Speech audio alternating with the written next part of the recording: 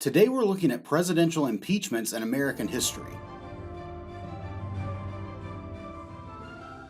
Hello, welcome to the Daily Bellringer. Please don't forget to subscribe and take a look at the questions down in the description. So with so much talk and debate about impeachment currently going on, I thought it might be a good idea to take some time to look at presidential impeachments in U.S. history.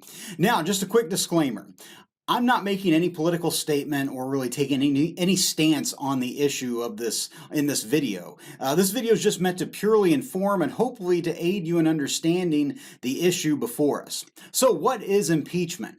Impeachment is the removal of a government official from office. In Article 2, Section 4 of the U.S. Constitution, reasons for impeachment of a president are described as conviction of treason, bribery, or other high crimes and misdemeanors.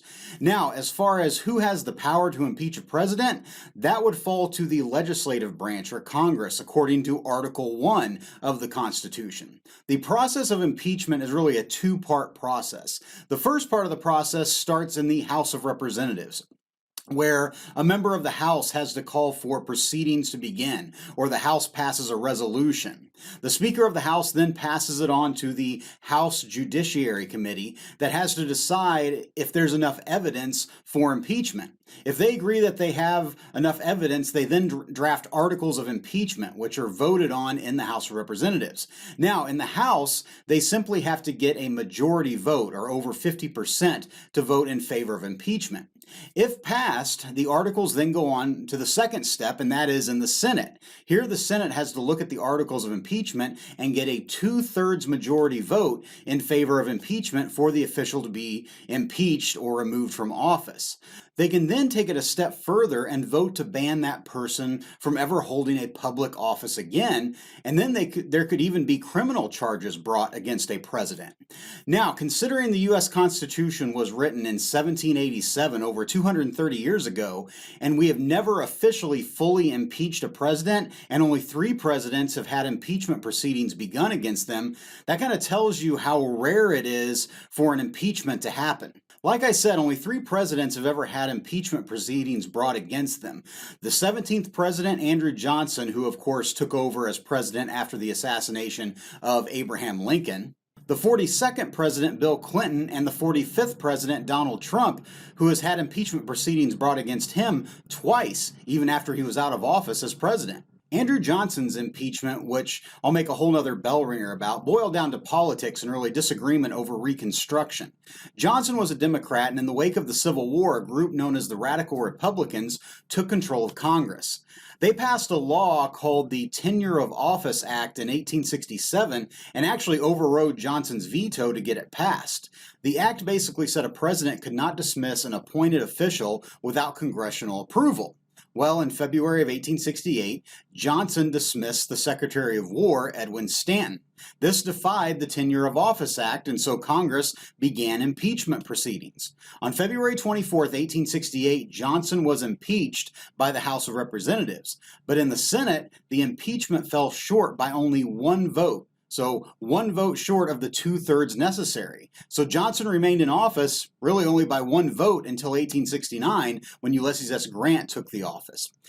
As for President Bill Clinton, impeachment proceedings against him were brought up in 1998, accusing him of having an inappropriate relationship with a woman working in the White House. When questioned about the relationship in front of a grand jury, which a grand jury is a jury that decides the validity or dependability of evidence against someone, Clinton denied the relationship in front of the grand jury. Then evidence was revealed that the relationship did happen, so Congress brought up articles of perjury or lying to a jury and obstruction of justice against Clinton. In December of 1998, the House voted to impeach President Clinton, but then it went to the Senate, and there it could not even get a majority vote in favor of impeachment. So Clinton remained in office as President of the United States until the end of his 2 terms in the year 2000. As for President Donald Trump, his first impeachment occurred in 2019 when charges of abuse of power and obstruction of justice were brought up against him after claims that he had been involved in foreign interference into the presidential election of 2020. The House of Representatives formally impeached President Trump in December of 2019.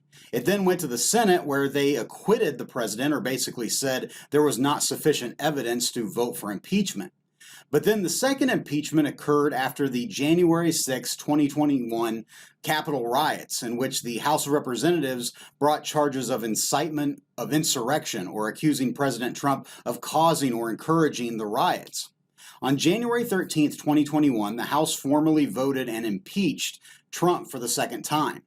Currently, as I'm recording this video right now, the impeachment articles are being debated in the Senate, and it'll be interesting to see, what their vote is. However, another wrinkle to this second impeachment is the fact that Donald Trump is no longer the president of the United States, with Joe Biden being sworn in on January 20th of 2021. So this brings up another discussion of, can an official that is no longer in office be impeached? Can Congress ban Donald Trump from ever holding office again? All important questions, but we'll have to wait and see what history is made. So with that, hopefully you learned something, and thanks for watching.